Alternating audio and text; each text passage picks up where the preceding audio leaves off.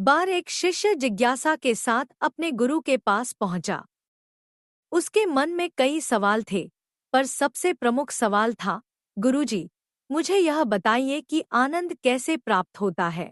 गुरु ने उसकी ओर देखा, मुस्कुराए और बोले, पहले जाओ, उस घड़े में से पानी पी लो। शिष्य ने गुरु की बात मानते हुए घड़े से पानी पिया और फिर वापस आकर उनके पास बैठ। उसने सोचा कि गुरु कुछ रहस्यमय ज्ञान देंगे, लेकिन गुरु चुपचाप उसकी ओर देखते रहे।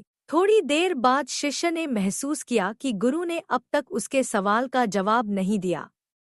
उसने फिर वही सवाल दोहराया। गुरु ने उसकी आंखों में झांकते हुए कहा, यदि तुम सच में आनंद को पाना चाहते हो, तो तुम्हें मेरी बात पूरी तरह माननी होगी। जो मैं कहूँगा, वही करना होगा। शिष्य ने हामी भरी। गुरुजी, मैं तैयार हूँ। गुरु ने कहा, तुम यहाँ बैठ जाओ।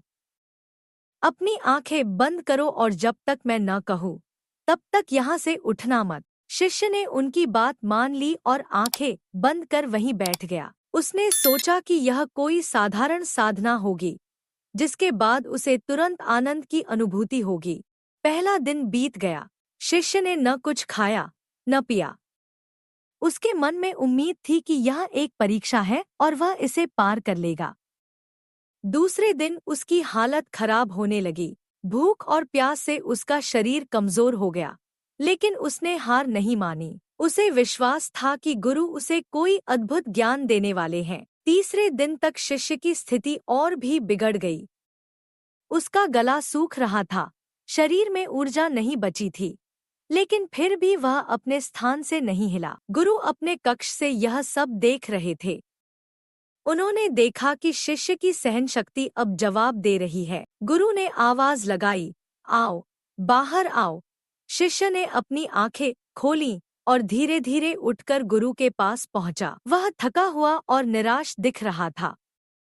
गुरु ने उसकी ओर देखा और मुस्कुराते हुए कहा, जाओ, उस घड़े से पानी पी लो। शिष्य जल्दी से घड़े के पास गया और लपककर पानी पीने लगा। पानी पीते ही उसे अद्भुत तृप्ति का अनुभव हुआ। उसकी आत्मा मानो पुनः जीवित हो उठी। उसने गहरी सांस ली और गुरु की ओर देखने लगा। गुरु ने पूछा, कहो, अब आनंद का अनुभव हुआ? शिष्य ने कहा, हाँ, गुरुजी। पानी पीने के बाद मुझे अपार आनंद की अनुभूति हो रही है। गुरु ने मुस्कुराते हुए कहा, यही मैं तुम्हें सिखाना चाहता था। आनंद कहीं बाहर नहीं है, वह पहले से ही तुम्हारे पास है। जल, प्राणवायु, भोजन, इन सब में आनंद छिपा हुआ है, लेकिन हम ग्रहण करते वक्त आनंद नहीं लेते हैं। परमात्मा ने हमारे लिए आनंद की पूर्ण व्यवस्था की है, पर जब कुछ हमें सरलता से मिलता है तो उसका महत्व कम हो जाता है, परंतु उनका अभाव हमारे प्राण ले सकता है। तब हमें उनके महत्व का एहसास होता है। आनंद हमारे आसपास ही है, लेकिन हमारी जिज्ञासा और भटकाव हमें उसे देखने नहीं देती। हम अक्सर उन चीजों की अनदेखी कर देते हैं जो हमें सहजता से मिलती हैं, और कुछ विशेष पाने की चाह में संघर्ष करते हैं। शिष्य को समझ आ गया कि सच्चा आनंद किसी बाहरी साधन या परिस्थिति से नहीं मिलता, बल्कि हमारे दृष्टिकोण और चेतना में है। जब हम साधारण चीजों को सराहना शुरू करते हैं, तब हमें सच्चे आनंद की अनुभूति होती है।